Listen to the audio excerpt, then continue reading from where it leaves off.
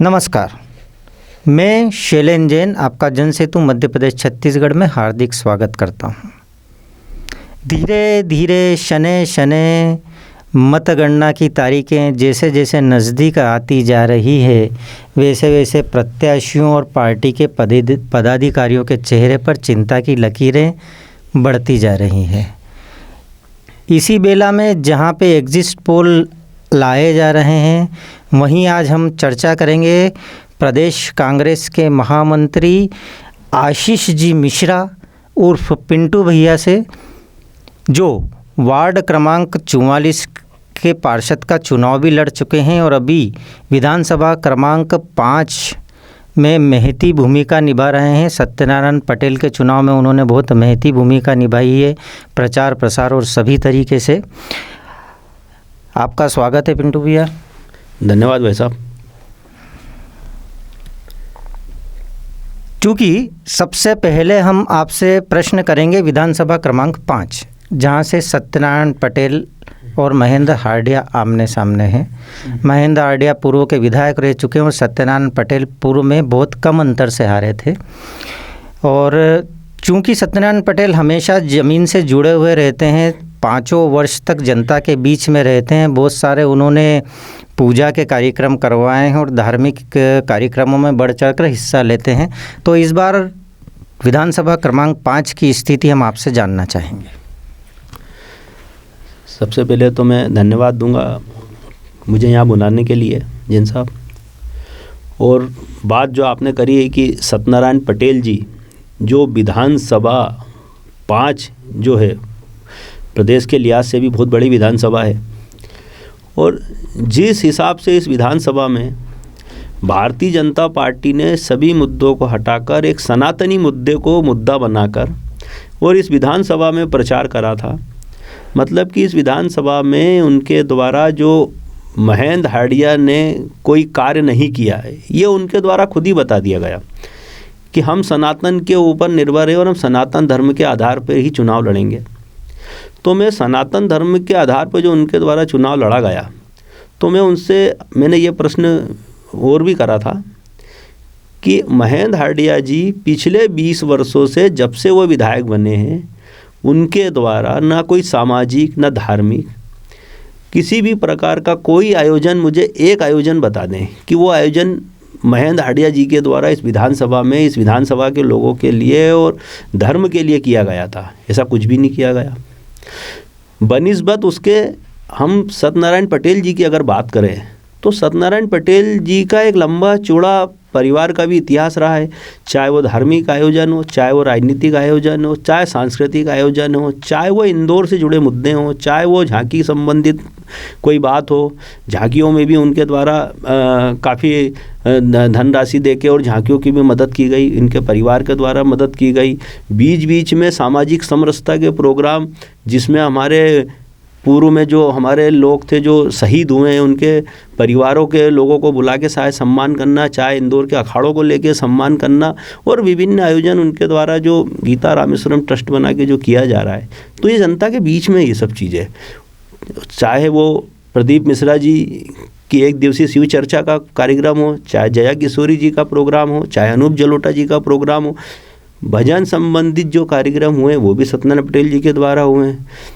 तुलसी के पौधे उनके द्वारा पूरी विधानसभा में लगभग बांटे गए। तो ये उनके द्वारा ये जो कार्य है वो दिखते हैं। तो अपने आप को बोलो कि सनातन के धर्म के आधार पर वोट डाल देना, तो मैं समझता हूँ कि जनता समझदार है और इन मुद्दों से हटके उसने इस बार इस विधानसभा में और इंदौर की विधानसभा में जो वोटिंग हुई है वो लगभग इन्हीं के लिए हुई है कि जो कार्य करेगा वही व्यक्ति को जनता पसंद करेगी और उस व्यक्ति को ही लाएगी। उसका साक्षात अगर कहीं उदाहरण है तो सत्यनारायण पटेल जी, उन्होंने 18 वार्ड हैं जो विधानसभा के हैं, हर वार्ड में वो कार्यकर्ताओं के साथ में व्यक्तिगत जुड़े और मैं उनके साथ रहा। मैंने बहुत करीब से समझा है कि उनके काम करने की शैली, उनके बोलने की शैली, जिस हिसाब से हमारे वहाँ की माताएं बहनें उनसे डायरेक्ट जुड़ी हैं, तो कहीं ना कहीं उसका प्रतिसाद इस विधानसभा में सर्वों में भी दिखाई पड़ रहा है। और यहाँ के लोगों के भी जो बात कर रहे हैं उसमें भी दिखाई पड़ रहा है कि ये विधानसभा कहीं ना कहीं पटेल साहब की महती भूमिका है, जो कार्यकर्ताओं के दम गुर्दे पे आज ये विधानसभा 5 निकलती दिखाई दे रही हैगी। तो विधानसभा 5 के विश्लेषण के पश्चात हम आपसे कुछ निजी प्रश्न करेंगे कि आपको जो प्रदेश महामंत्री पद की महती भूमिका सौंपी गई है, आपके पूर्व के कार्यों को देखते हुए ही सौंपी गई है, तो आप अपनी थोड़ी सी पृष्ठभूमि बताएं हमारे दर्शकों को कि किन कार्यों पे और किन बिना पर आपको महामंत्री पद मिला है। मैं 1998 से मैं कांग्रेस का काम कर रहा हूँ, उसके पूर्व से कर रहा हूँ, लेकिन विधिवत रूप से मैं 1998 से मैं लगातार कांग्रेस के लिए कार्य कर रहा हूँ। एक छोटे कार्यकर्ता के रूप में मैंने काम करा है और आज भी बहुत एक छोटे कार्यकर्ता के रूप में काम कर रहा हूँ। मेरे द्वारा निरंतर विभिन्न मुद्दों पे जब भी कांग्रेस की जहाँ बात आई है, जहाँ पर जनता से जुड़े विषय की बात आई है, तो मेरे द्वारा पद प्रतिष्ठा की कोई मायने नहीं रखा है। मैंने उस जनता के बीच के जो मुद्दे हैं उनको हमेशा उठाने का प्रयास करा। जब वो मुद्दे उठाए तो स्वाभाविक है कि वो मुद्दे प्रदेश कांग्रेस तक भी गए हैं और उन लोगों को भी ये महसूस हुआ कि मील क्षेत्र में एक ऐसा कार्यकर्ता भी है हमारा जो जनता की लड़ाई और कांग्रेस को मजबूत करने का कार्य यहाँ पर निरंतर कर रहा है। 2 चुनाव मेरे द्वारा लड़े गए, स्थिति ऐसी नहीं बनी कि हम निकले, हमको जो जनता का मैंडेट मिला हमने वो भी स्वीकार करा, लेकिन हम लगे रहिए क्षेत्र में।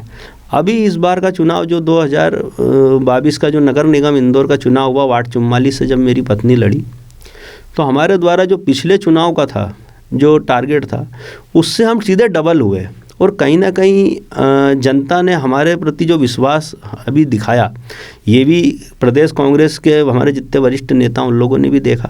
हमारे कार्य करने की शैली, जो जनता से जुड़े होने की शैली उन्होंने महसूस करी और मुझे 2018 में मुझे सबसे पहले सचिव बनाया गया मध्य प्रदेश कांग्रेस कमेटी में और अभी मुझे महामंत्री बनाकर उन्होंने मेरे पे जो विश्वास जताया है माननीय कमलनाथ जी ने, तो मैं उनका कृतज्ञ रूप से आभारी भी हूँ कि उन्होंने मुझको जो जवाबदारी दी है मैं उसका अच्छे से निर्वहन कर सकूँ और आने वाले समय में जनता से जो बातें जुड़ी हुई, जनता के संबंधित जो भी मुद्दे हैं मैं उन तक भी पहुँचाऊँ और अधिकारियों तक भी पहुँचाऊँ और जनता के हित में, जो कांग्रेस के हित में जो भी कार्य हो सकता है मैं करूँ। यही मतलब मैं पृष्ठभूमि क्या इसको मैं यही जनता की जुड़े कार्यों को अच्छे से कर लेना। मेरे द्वारा ऐसे 19 कर्मचारी थे जिनकी मेरे द्वारा नगर निगम में 2020 में शिकायत की गई थी। 2020 में मेरे द्वारा शिकायत की गई थी, उस पर रिजल्ट भी आया और शिकायत सही पाई गई कि इनके द्वारा जो वेतन लिया जाता है वो गलत तरीके से वेतन लिया जा रहा है। इनके द्वारा भारतीय जनता पार्टी के कार्यकर्ता के रूप में नगर निगम में काम कर रहे हैं, उनके द्वारा कोई कार्य न करते हुए सिर्फ वेतन लेने का काम हो रहा था, जिसकी शिकायत मैंने उस समय भी की थी। और जब ये बात माननीय मैंने कमलनाथ जी से करी और माननीय जयवर्धन सिंह उस टाइम में नगरीय प्रशासन मंत्री थे, उनसे भी जब मेरी चर्चा हुई तो उन्होंने मेरी बात को बहुत गंभीरता से सुना है कि जब एक वार्ड में ऐसे 20-25 कार्यकर्ता जो कि भारतीय जनता पार्टी के एजेंट बन के काम कर रहे हैं, जो तनख्वाह उनको नगर निगम दे रहा है, तो पूरे 85 वार्ड में तो करीब 2-2.5 हज़ार लोग कार्य कर रहे हैं।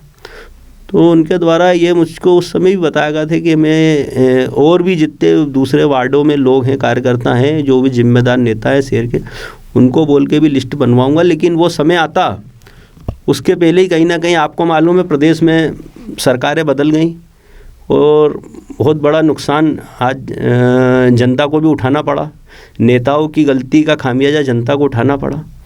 तो ये सब मुद्दे ऐसे देखते हुए कमलनाथ जी ने मेरे को महामंत्री के रूप में इस बार मेरे पे विश्वास जताया, तो मैं निश्चित रूप से उनकी कोशिश करूँगा कि मैं कार्य कर सकूँ अच्छे और जनता के बीच में अच्छा मैसेज दे सकूँ।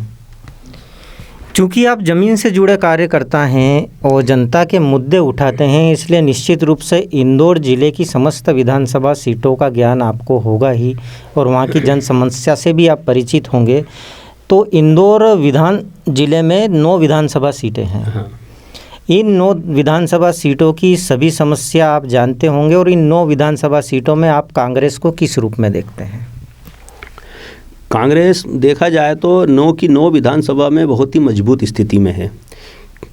कांग्रेस ने आज आपको मालूम है कि चुनाव पूर्व भी कमलनाथ जी ने काफ़ी व्यक्तिगत रूप से भी सर्वे निकलवाए थे और सार्वजनिक रूप से भी ये बोला था कि जो मेरे सर्वे में आएगा, जो मेरे सर्वे में सही फिट बैठेगा, मैं उसको टिकट दूंगा।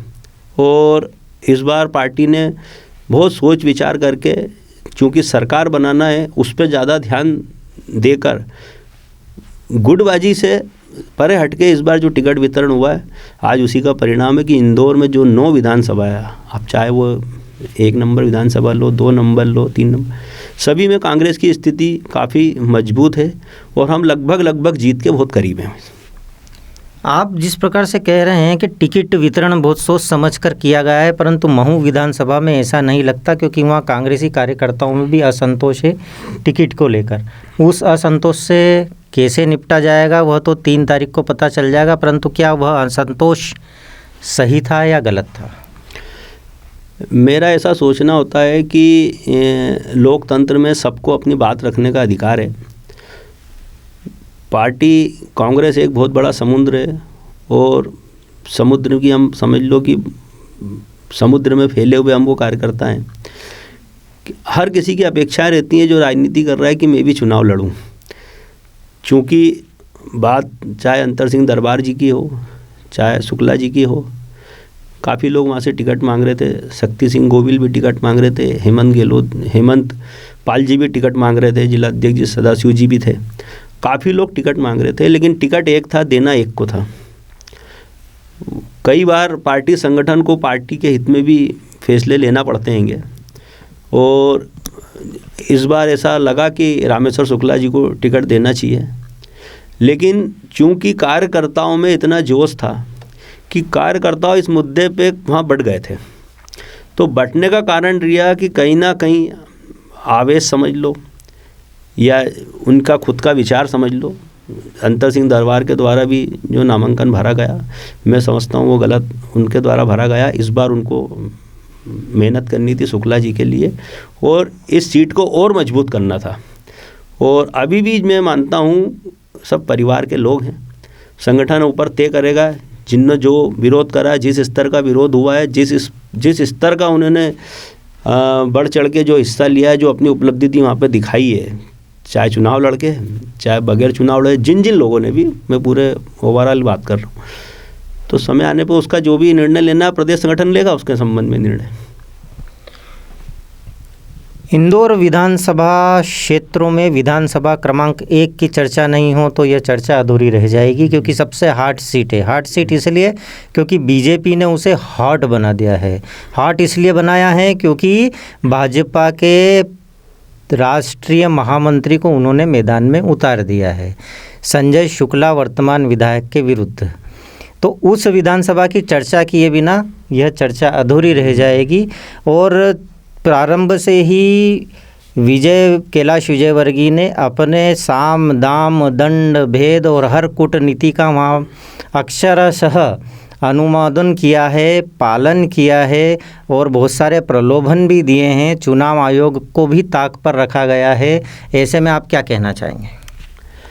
देखो, सबसे पहले किसी को भी किसी जगह से उतारना उस पार्टी का विचार होता है, पार्टी संगठन तय करता है। भाई कैलाश विजयवर्गीय बड़े नेता हैं, लेकिन कैलाश विजयवर्गीय जी को जिस प्रकार से विधानसभा 1 में चुनाव लड़ाकर पार्टी की क्या सोच रही होगी उसके संबंध में मेरी जानकारी नहीं है, लेकिन उनके ऊपर और 60 विधानसभा की जवाबदारी थी।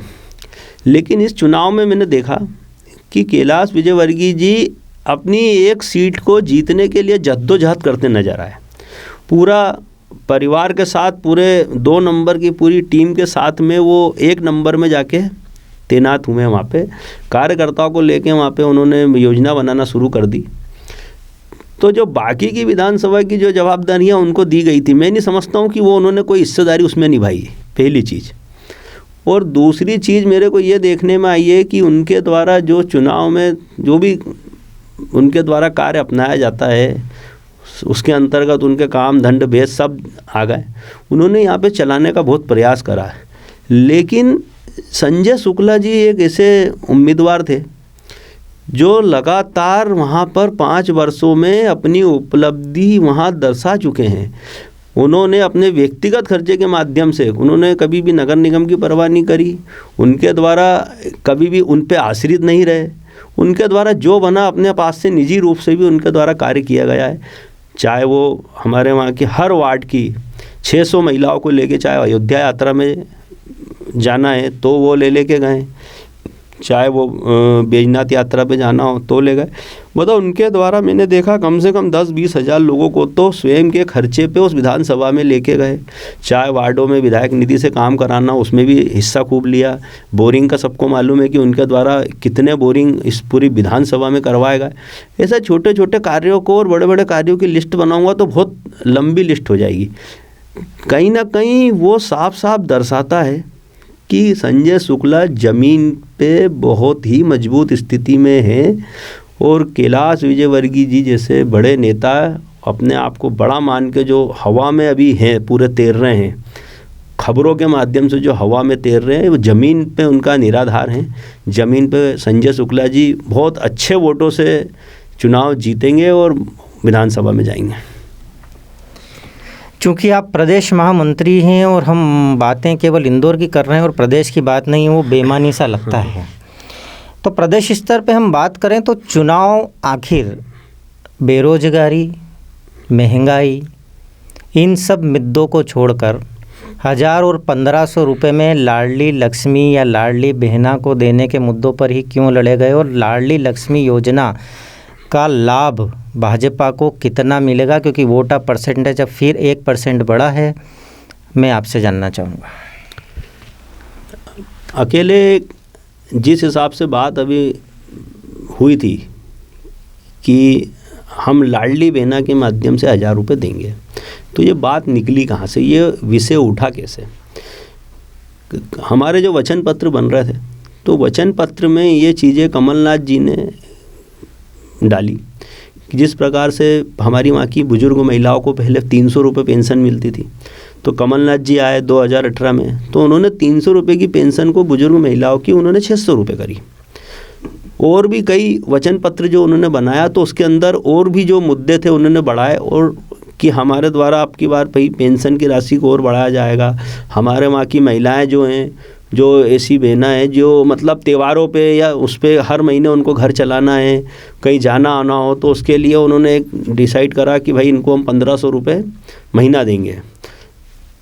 हमारे वहाँ के 500 रुपये का गैस का सिलेंडर हम देंगे हर व्यक्ति के घर में। जब ये मुद्दों की जानकारी माननीय शिवराज सिंह चौहान जी को लगी वचन पत्र की कि ये इस प्रकार का वचन पत्र कहीं ना कहीं ये इस प्रकार से होने जा रहा है, तो उनके द्वारा ताबड़तोड़ अधिकारियों को बोल के और बनाया गया कि हम भैया लाडली बहना के माध्यम से 1000 रुपये हम हर महिला को देंगे। तो मेरा ऐसा बोलना है कि जिस दिन आपने शपथ ली थी 2004 पे, आप प्रदेश के मुख्यमंत्री बने, 2004 से लेकर आज 2020 में आपको कभी भी सपना नहीं आया? वो बोलते हैं कि एक दिन में उठा और मुझे ख्वाब आया कि अरे मेरी बहना के लिए मुझे करना चाहिए। तो ये बहना तो पहले भी थी, 2004 में भी थी बहना। ये बहना के ख्याल आपको 2023 में आया, मतलब आपको 20 साल लग गए ख्याल आने में। ये मेरा उनसे प्रश्न है ये वाला कि आपने जो भी मुद्दे बनाए, कहीं ना कहीं चुराए हुए मुद्दे बना के आपने उसको आगे बढ़ाया, और आपको जब महसूस हो गया कि हमारे द्वारा प्रदेश में सिवाय भ्रष्टाचार के कोई काम नहीं किया, चाहे वो रेत खनन हो, चाहे दूसरे मुद्दे हों, इनके द्वारा जो बड़े बड़े व्यापम जैसे कार्य हुए होंगे, ये साक्षात सामने दर्शाता है कि प्रदेश ने इस बार तय कर लिया है कि शिवराज सिंह चौहान जी को बदलना है। तभी तो राष्ट्रीय नेतृत्व ने भी इस बार कमलनाथ जी वर्सेस नरेंद्र मोदी करा। कमलनाथ जी वर्सेस शिवराज सिंह चौहान नहीं चला, क्योंकि केंद्रीय जो सरकार है माननीय नरेंद्र मोदी जी की, वो भी समझती है कि इस बार शिवराज सिंह चौहान जी के जो घोटाले हैं और भ्रष्टाचार हैं, और जो घोषणावीर मुख्यमंत्री इनको माना जाता है, वो बिल्कुल सही है। और इनका एनालिसिस है कि इस बार प्रदेश बदल रहा है, तो उस बदलाव में कहीं ना कहीं कांग्रेस मजबूत हो रही है, इसीलिए उन्होंने इनको हटा के नरेंद्र मोदी जी ने अपना खुद का चेहरा आगे करा है, जो 2024 के लोकसभा की तैयारियों के हिसाब से भी आगे करा है। और हम ये भी मानते हैं कि जो 2024 के लोकसभा की तैयारी का जो सेमीफाइनल है, निश्चित रूप से सेमीफाइनल मोदी जी हारेंगे और प्रदेश में माननीय कमलनाथ जी के नेतृत्व में सरकार बनेगी ये वाली। यानी आपका यह मानना है कि लाडली लक्ष्मी फैक्टर जो है हाँ। वह बीजेपी को कोई विशेष फ़ायदा नहीं पहुंचा पाएगा। देखो, हमारी नेता प्रियंका गांधी जी भी आई थी, तब उन्होंने सार्वजनिक मंच से एक चीज़ और बोली थी कि पढ़ो और पढ़ाओ करके एक योजना उनके द्वारा लागू की गई, जिसमें उनके द्वारा जो पहली से 8वीं तक के बच्चे हैं उनको 500 रुपये, और जो 8वीं और 10वीं के बच्चे उनको 1000 रुपये, और जो 11वीं 12वीं के बच्चे उनको 1500 रुपये। ये भी एक अधिकार जो है शिक्षा के अधिकार के रूप में उनके द्वारा ये वचन पत्र में कहा गया है कि हम ये वचन दे रहे हैं कि जब भी सरकार आएगी तो हम ये चीज़ करेंगे। 500 रुपये में सिलेंडर की बात सबसे पहले कांग्रेस ने उठाई थी। शिवराज सिंह चौहान को इन्हीं सबसे घबराहट हुई है, जो उनके द्वारा जो 1,000 रुपये डाल के सरासर सार्वजनिक रूप से वोट खरीदने का काम शिवराज सिंह चौहान जी के द्वारा इस बार किया गया है। पहले गुप्त रूप से किया जाता था, अब की सार्वजनिक रूप से किया जा रहा है। लेकिन बावजूद उसके लाडली बहना में जिन महिलाओं को राशि मिलना चाहिए, उसी घर की उन बुजुर्ग महिलाएं जिनको पेंशन आती थी उनकी पेंशन बंद कर दी। तो कहीं ना कहीं ये जो जिनकी पेंशनें बंद हुई हैं और जिन लाडली बहना को भी पेमेंट अभी ये डाल रहे हैं, तो लाडली बहना के खाते में जो आना है वो उस खाते में उसके नहीं पहुंच पा रहा है। कभी डीबीटी रोक दिया उसका, कभी आधार से लिंक रोक दिया उसका, उसको परेशान ज़्यादा किया गया, पैसे कम दिए गए, परेशान ज़्यादा कर दिया गया। ऐसी भी हमारी महिला हमारे पास में वो शिकायतें लेके आई थी। तो निश्चित रूप से लाडली बहना का जो प्रभाव दबाव है जो वो कहीं भी मुझे ऐसा दिखाई नहीं पड़ रहा है। कमलनाथ जी की सरकार बहुत अच्छे बहुमत के साथ में आएगी। तो कितना अनुमान लगाते हैं आप, प्रदेश की सीटों में कितनी कांग्रेस की आएगी? देखो, जो मेरा व्यक्तिगत जो एनालिसिस बोलता है, मेरे व्यक्तिगत एनालिसिस से हमें ऐसा दिखाई पड़ता है, जो हमने सारे ज़िलों में, चाहे वो ग्वालियर लो, चाहे जबलपुर लो, चाहे रीवांचल लो, सब जगह का एनालिसिस करने के बाद हमें समझते हैं कि जो 150 सीटों के आसपास कहीं ना कहीं कांग्रेस बहुत मजबूत स्थिति में होगी, और बढ़ जाए तो कोई बड़ी बात नहीं है कि इसके आसपास तो हम निश्चित रूप से पहुंच रहे हैं। आपके अनुमान के हिसाब से कांग्रेस पूर्ण बहुमत ला रही है, और चूंकि कांग्रेस पूर्ण बहुमत ला रही है तो निश्चित रूप से आपके नेता कमलनाथ ही मुख्यमंत्री होंगे। तो निश्चित रूप से बेरोजगारी, महंगाई, भ्रष्टाचारी, इन मुद्दों पर भी ध्यान रखा जाएगा, ऐसी आशा हमारा चैनल कांग्रेस पार्टी से करता है। और मैं आपको शुभकामनाएं देना चाहूँगा अग्रिम 3 तारीख के लिए। आपके 5 नंबर विधानसभा क्षेत्र के लिए विशेष रूप से देना चाहूँगा, क्योंकि आपकी बड़ी मेहनत रही है। आप हमारे स्टूडियो में पधारे, बहुत बहुत धन्यवाद आपका। धन्यवाद जिन साहब।